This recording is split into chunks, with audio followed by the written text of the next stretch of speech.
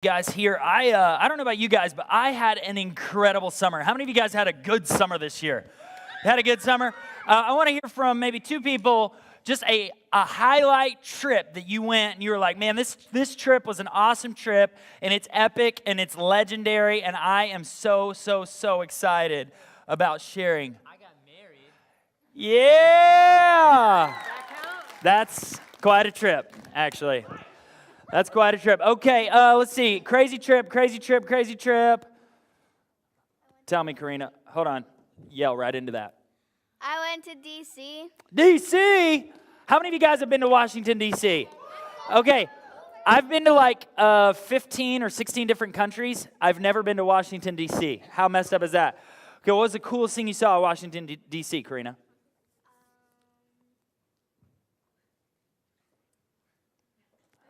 Okay, maybe not a coolest thing. Which one? The National Zoo. That's awesome. Did you see any legendary creatures in the National Zoo? What was the coolest thing you saw? A panda bear. I want one of those. Okay, how about a high school student? A legendary, amazing, something crazy trip that you went on this summer. Sophia, why don't you tell me a crazy trip that you went on this summer? The Dominican Republic, DR, what? So awesome. I also went on that trip. We did a mission trip there with Access, and it was awesome. I loved it. It was absolutely legendary. So what's something that you saw in the Dominican Republic this year that was like crazy, blew your mind? The Batey. Now, here's what a Batey is. A Batey is a community of people that live very, very differently than we live. Many of them don't have electricity. They don't have lights. They don't have running water that is easily accessible to them. They don't experience Wii. They don't experience Xbox 360. They don't really have access to the internet. It's very, very different way of life, and we got to spend some time with people who live like that every single day. So it was pretty legendary, pretty epic. Well, for me, I absolutely love to travel. Here's one of the reasons why I love to travel, because it seems like when I travel and God gets me out of kind of my normal, everyday routine of life, God really does something in my heart and speaks to me very clearly every time I travel. It's a really crazy thing. And for me, this year was no exception. I did 5 different trips that were out of, this area, out of my normal comfort zone. And every single trip that I went on, God spoke something very clearly to me on every trip. And each time it was a little bit different, but every time it kind of came back to this same idea. So I'm going to grab my Bible, and we don't have Bibles for you today. I'm only going to read a couple of verses tonight, so I'm not going to have you guys follow along. So you're just going to have to trust that I'm not lying to you. And if you want, you can go home and look it up to make sure I didn't, read. In John 15, verse 5, give all your money to Joel Coffman, right? That's not in the Bible, okay? Although you can do that if you want. I know some of you have more money than me. So John 15, verse 5, here's what Jesus says. And he says something very interesting. And he says it, and I want us to pick this up. He says, I am the vine. I am the vine. Do you guys know what a vine is? It's like a swinging, hanging vine. In the Dominican Republic, I actually got to swing like Tarzan on a vine. It was pretty sweet. It's pretty fun.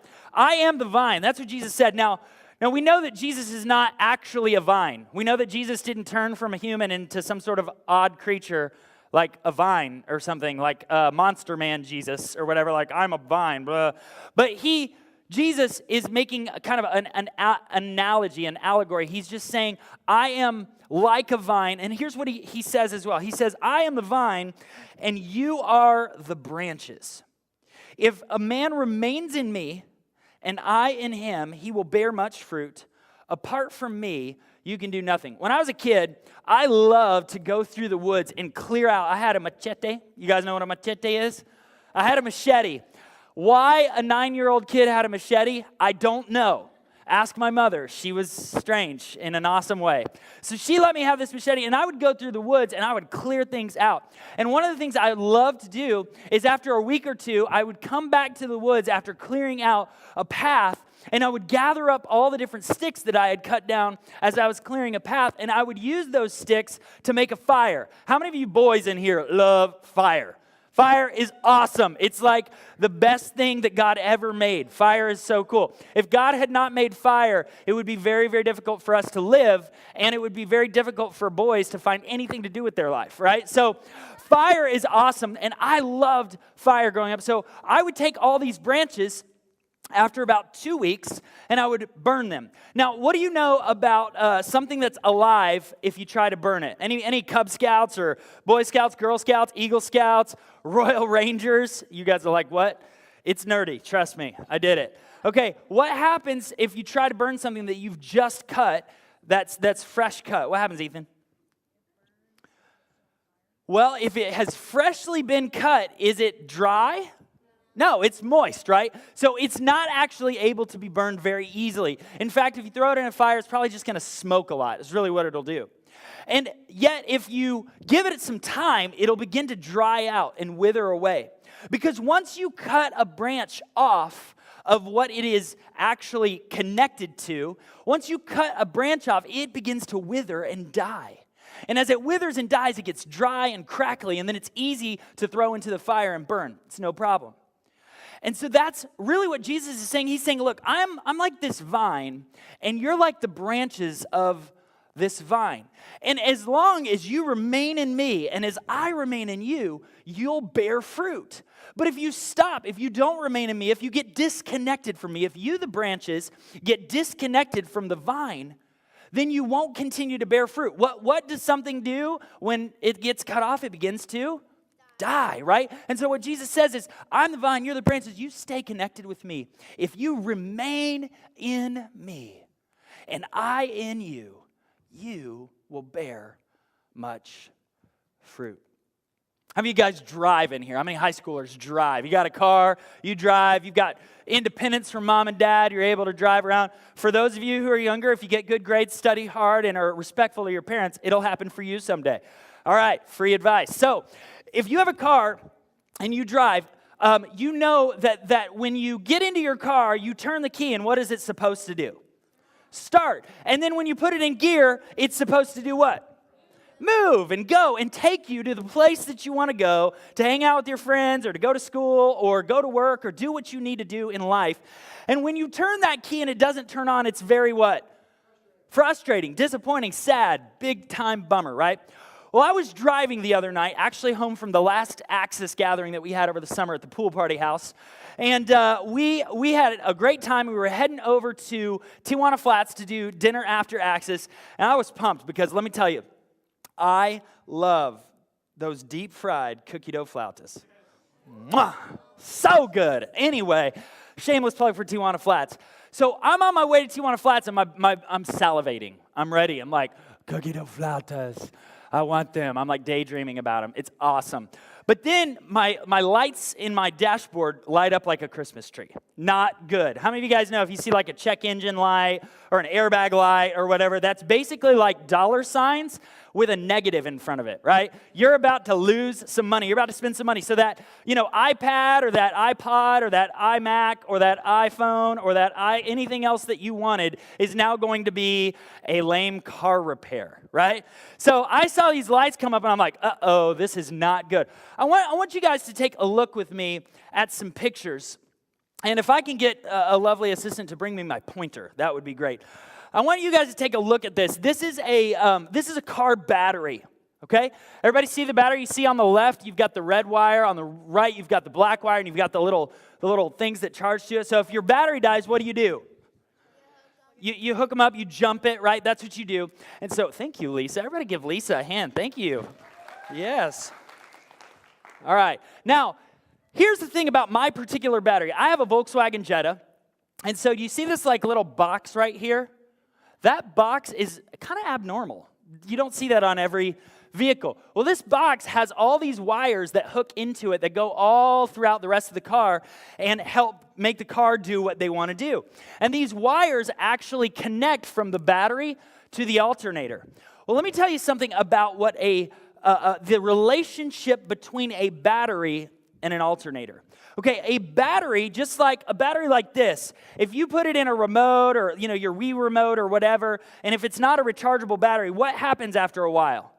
It dies, right? Because a battery in and of itself is not a power source. It's actually like a power resource. It has been given power from some other thing, whether it's rechargeable or it's got the chemicals in it to make it have power. But those chemicals eventually drain. They don't stay in there forever. They don't last forever. So batteries don't last forever. Well, a car battery is actually no different. But a car battery has wires that hook it up that connect it to what is called an alternator. Okay, here's what an alternator does. An alternator, as the car drives, an alternator, as battery power gets sucked into the car to run and operate all the things like the radio. Got to have a radio in your car, right? Got to be able to listen to good stuff like C88.3, right? I don't listen to that. But I do listen to like my iPod or whatever. But if you don't have a car battery, something like that won't work. You know what else won't work if your car battery's not working right? Your car. It just won't work. So your car battery needs to be able to do kind of really everything. But these wires will all connect to everything else. Well, let me just show you this wire right here, this black wire. That black wire right there. Whoa. Okay, that's actually a picture of, okay, well, we're not really ready. Let's go back. This black wire connects to the alternator. You see how this black wire is nice and shiny? It's brand new. The reason why it's brand new, now we can go, is that this happened. See that? What does that look like? It looks really jank, doesn't it? Looks pretty jacked up. Well, here's what happened. That's the wire that connects the battery to the alternator. And it went out. Not only did that battery wire go out, because it went out, and it was not properly, connecting the battery to the alternator, guess what began to happen? The battery began to work the car and utilize all of its juice to keep the car running so that it wouldn't stall out. Well, in the meantime, that wire, it's hooked to like a nut with 2 bolts, okay? So that wire is hooked. It gets very hot because it's not meant to have all that power just kind of staying within itself. It's meant to circulate and go through the alternator and recharge and do all of that. I know some of you guys are like, I'm lost. It's okay, me too. What happened to that nut and those 2 bolts? They literally melted and disintegrated into ash. Not good. Okay, so my mechanic pops the hood, and he's looking around under there, and he goes, oh, that's not good. Okay, you never want to hear a mechanic say those 3 words. That's not good. That's not a good phrase to hear come from your car mechanic, because also then those dollar signs start ching, ching, ching, ching, ching, ching with the negative in front of it. That's kind of how it works, okay? So he says, oh, that's not good. I said, what happened? So he goes, ash goes everywhere. I'm like, oh, yeah, that's not good. So, like, you don't want to see your car parts disintegrating in front of your eyes. It's just a bad thing, right? So here's what happened. All of that heat and all of that disconnected energy that's supposed to be connected to the alternator, and there's supposed to be a free-flowing transfer of energy that's supposed to be happening. Well, what happened is all that heat was stuck in the battery, and it wasn't getting into the alternator, and it wasn't being able to recharge itself. And so it literally melted the bolt. And so that wire then kind of caught on fire. I want to go to the next slide. This is the inside of my box. You see that right there? That is melted, burned plastic. And my mechanic said, you know, you're really lucky your car did not literally catch on fire as you were driving it. And it could have been a very dangerous thing. You know, car fires, gasoline, explosions. I mean, you know, someone else would have been preaching to you this evening. This is not morning. It's been a long day, I guess. So, you know, it could have caught on fire and it could have blown up. I mean, who knows what could have happened? That would have been bad news bears. But the reason why it did that is because that one wire that's meant to be the connection point between the battery and the alternator, it went out. And this is the idea that Jesus is communicating to us when he says, look, I'm the vine and you're the branches. And if you remain in me and I remain in you, you're going to bear fruit. It's going to work. And as this kind of whole story unfolded before my very eyes and hundreds of dollars later, I thought to myself, you know, our life is just like that. See, our life, it's like this battery. And This battery that we have, we're not the resource of power.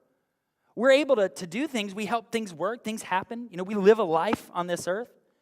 But the thing about a battery is it's not meant to actually be the source of power. The battery has to be connected to the alternator so that it continually gets recharged and recharged. And actually, the more it works and the more it goes and the more the car does its thing and the battery is being used, the alternator continues to recharge the battery. And that is exactly, guys, that's how our relationship should be to the God of the universe who created you, who created me. You guys are starting a new school year, right? How many of you guys are like pumped to start your new school year? Okay, you guys are special people. I love you. I think you're great for loving school. That's awesome. I highly recommend it. It will pay you off in life, okay? For me, I was not so happy when school started. I struggled through school. But here's the thing. You guys are about to start school. Some of you are going to play sports. Some of you are going to act on drama teams. Some of you guys are going to, you're going to make great grades. Some of you guys are going to be involved in clubs at school. Some of you guys are going to be doing all kinds of things. You're going to make great friendships in your school. You're going to do awesome things with your life. But you know what? If you're that battery that is missing the connection to the alternator, let me promise you something right now. You're going to burn out. Because we are not meant to live this life as the source of our own power. And what Jesus is saying in John chapter 15, and that's why that's going to be our theme this year. We're going to be all over John 15, verse 1 through 18 throughout the year. But in John chapter 15, this is the idea that Jesus brings to the table. He says, look, you guys, I am the vine, and you're the branches. And as long as you remain in me, and I remain in you, your life, it's going to bear fruit. What Jesus means by bearing fruit is it means you're going to produce good things. How many of you guys want to have a great life? Yeah, me too. But the reality is this, is that we are not meant to live the life that God wants for us on our own, unconnected to Him. God wants us to be connected to Him. So the theme for this year, this summer, God kept just speaking over and over and over to me. As I would go out of town and have these trips, God spoke over and over and just kept bringing me back to John chapter 15, to this idea that I have no chance at this life without Him. And so this year at Mosaic Student Ministry, if you're a middle schooler and you're here at Pipeline, if you're a high schooler and you're here at Access, if you come to our Catalyst gatherings on Wednesday nights, we're going to be talking about remaining in Jesus. And what does that really mean? How do you practically stay connected to God? For some of it's like, man, I don't even know if God exists. And we're going to talk about that. And we're going to talk about what it looks like to discover who God really is and what it looks like to actually connect to Him. And some of you guys, man, that's brand new to you. And that's okay. We want you to be here. And we want you to learn and grow in that. For some of you guys, that's like, yeah, that's old news. I'm tired of hearing about that. Well, we want you to be here and be a part of what's going on, because let me tell you something. There's nothing more relevant to your life than remaining connected to the vine. My car discovered that. There's nothing more relevant to that battery to be connected to the alternator because of that wire. And that is absolutely the truth for you and for me this year. And so this year in Mosaic Student Ministry, we're going to be talking about what it means to remain. So that's the theme of our year. And guys, I really want to encourage you guys that, as difficult as it's going to be throughout the year to stay connected to God, because you're going to get busy. You've only done 1 week of school, right? And it's probably kind of starting a little slow. Maybe some of you guys are already overwhelmed. But listen, this school year, it's going to be hard at times. You're going to have tests and exams and all these kinds of things. But let me tell you, here, Wednesday nights, 6 o'clock to 8 o'clock, here, we're going to help you connect to the vine. We're going to help you connect your battery to that alternator. And it's going to be so worth your time. So this year, we want to challenge you to do 2 things. Number 1, connect with God. Connect with God. Learn who He is, figure Him out, and connect with Him. And number 2, stay connected here and with one another. Because the way that we connect with God is we do it on our own, but we also do it together. That's why those times of worship, we have fun, we jump around, but the point of it is to connect to God. And so we want to encourage you this year that if you are going to, stand with me and say, you know what, Joel? Absolutely. I realize I'm just like a battery. I don't have all the energy that I need. I don't have all the skills or the abilities or the talents that I need. I don't have everything I need, and I need to be connected to that alternator. I need to be connected to God this year. If you would agree with me in that, then here's what we're going to do. This is a lattice over here. A lattice is meant to take a vine and allow a vine to grow in it. And because Jesus is the vine and we're the branches, we are going to take this lattice. We've written our logo on it, remain. And what I want to challenge each one of you guys to do is if you would say, you know what, Joel, this year, 2012, 2013, I'm not going to waste this year. And I'm going to take time to make sure that my battery is connected to the alternator, that my branch is connected to the vine, to make sure that I can live the life that God wants me to live. If that's you and you're like, yes, I want to figure out what that is. I want to experience that this year. If that's you, we've got some Sharpie markers. I want you to just go sign that lattice. And if you're going to sign that lattice, here's the thing. What you're saying is, I want to connect with God this year, but I don't just want to, kind of randomly connect with him, maybe here or there, once at church, another time, maybe I'll crack my Bible open and read a verse or whatever. But that you would really intentionally say, this year I'm going to figure out what it means to stay connected to God. And that this is going to be the place that I'm going to learn that.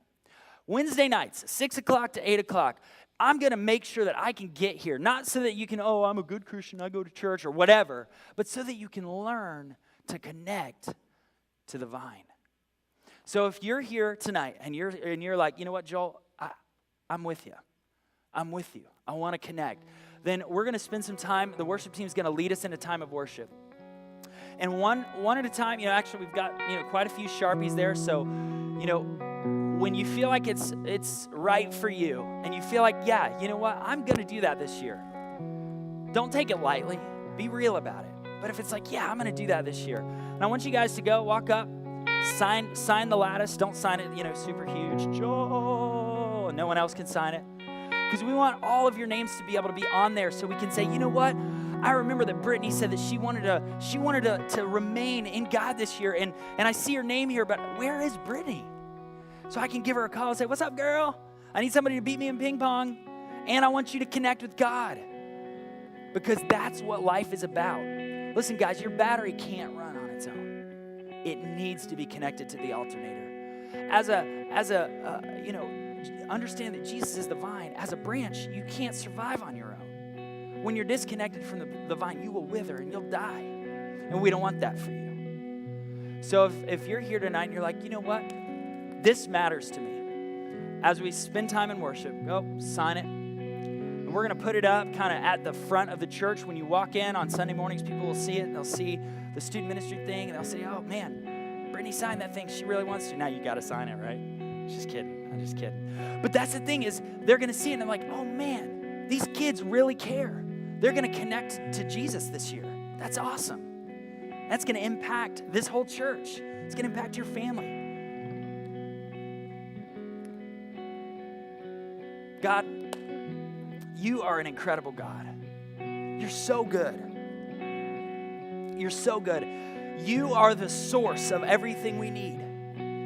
You are the source of everything that we can do. God, I confess to you that there is no way that I can live this life without you. That without you, God, I'm going to burn out. And so, God, I ask that this year you would show me what it means to remain in you. That you would show me what it means to be connected to you all year long. And that as I connect with you, God, I wouldn't try to do that on my own, but I'd do it here in this community. God, I'd do it here with Pipeline, with Access. God, I would do it here. That from 6 o'clock to 8 o'clock on Wednesday nights, I would make it a priority to connect with you. And as a result of that, it would change so that it wouldn't just be Wednesday nights, but on Thursday and on Friday and on Monday and on Tuesday and on Saturday and on Sunday, God, that every day that my life would be different because I'm connected to you. God, let this be the place that we begin that connection with you. And God, we just thank you that you give us that opportunity to remain connected to you because Jesus, you are good and you love us. You love us. And that's why you want us to be connected with you. And you created us, and you know that we need you. So God, help us to connect with you this year in Mosaic Student Ministry. We love you. It's in Jesus' name we pray.